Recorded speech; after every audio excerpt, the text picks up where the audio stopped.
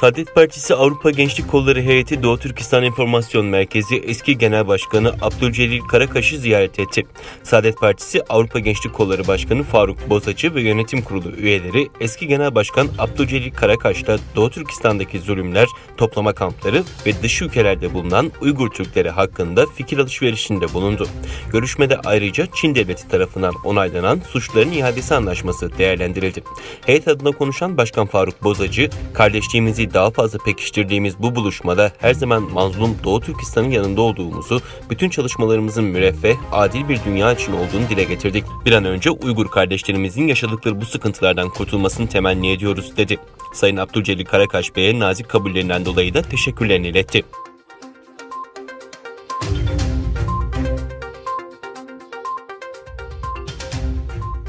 Birleşik Krallık'ta 30'dan fazla Yahudi haham ve kamu lideri Çin'in Uygurlara yönelik zulmünü sona erdirmek için İngiliz parlamentosuna getirilen bir soykırım tasarısına destek verdi. Ticaret Kanunu'nun değiştirilmiş versiyonu İngiliz mahkemelerine Çin'in Uygurlara karşı soykırım yapıp yapmadığına karar verme yetkisinin yanı sıra İngiltere'ye ticaret ilkelerini ihlal eden veya zorunlu çalıştırmaya iştirak eden şirketlerle ticaret anlaşmalarını geçersiz kılma yetkisi de veriyor.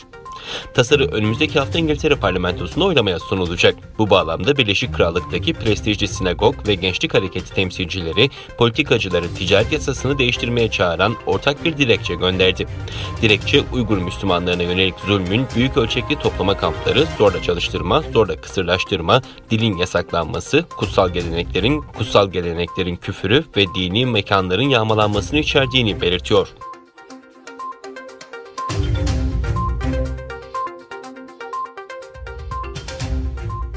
Çin Dışişleri Bakanlığı, Hong Kong ve Tayvan konusunda kötü rol oynayan ABD'li yetkililere yaptırım uygulama kararı aldığını duyurdu. Bakanlık sözcüsü, ABD'nin yanlış hareketlerinden dolayı Çin-Tayvan meselesinde kötü rol oynayan ABD'li yetkililere yaptırım uygulamaya karar verdi, dedi. ABD'nin geçen hafta aldığı Çin merkezi hükümeti ve Hong Kong özel idari bölgesinden 6 yetkiliye yaptırım kararına değinen sözcü, Washington yönetiminin yaptırım hareketiyle açıkça Hong Kong'a ve Çin'in iç işlerine müdahale ettiğini, uluslararası hukuku ve uluslararası ilkelerin temel normlarını ihlal ettiğini söyledi.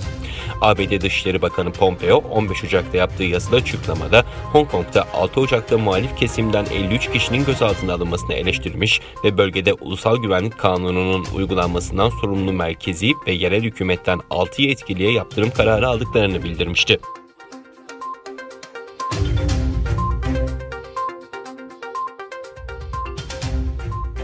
Çin ekonomisinin geçen yıl %2,3 büyüdüğü açıklandı. Bu son 40 yılda ülkenin kaydettiği en düşük büyüme oranı olsa da ülkenin büyüme performansı birçok analistin beklentilerinin üzerinde çıktı.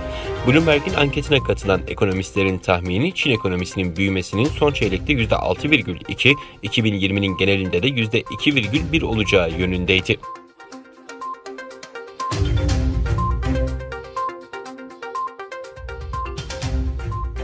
Trump yönetiminin koronavirüsün bir Çin laboratuvarından yayılmış olabileceği hakkındaki yeni bilgilere sahip olduklarını açıklamasının ardından Çin, ABD'yi yalan bilgi ve komplo teorileri yaymakla suçladı.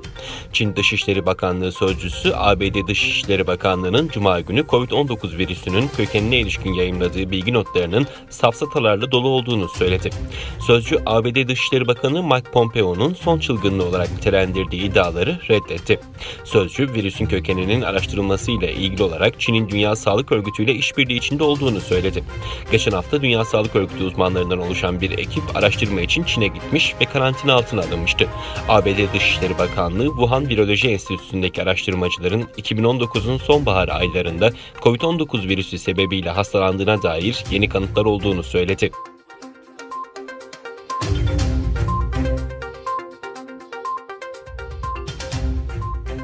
Kazakistan'da 10 Ocak'ta yapılan parlamento seçimi sonrası Askar Mamin başkanlığında yeni hükümetin kurulması kararlaştırıldı. Kazakistan Cumhurbaşkanı Kasım-Cömert Tokayev, ülkede yeni hükümetin oluşturulmasına ilişkin kararnameyi imzaladı. Buna göre 10 Ocak'ta yapılan parlamento seçimi sonrası ülkede yeni kurulan hükümette Askar Mamin yeniden başbakan olarak görev alacak.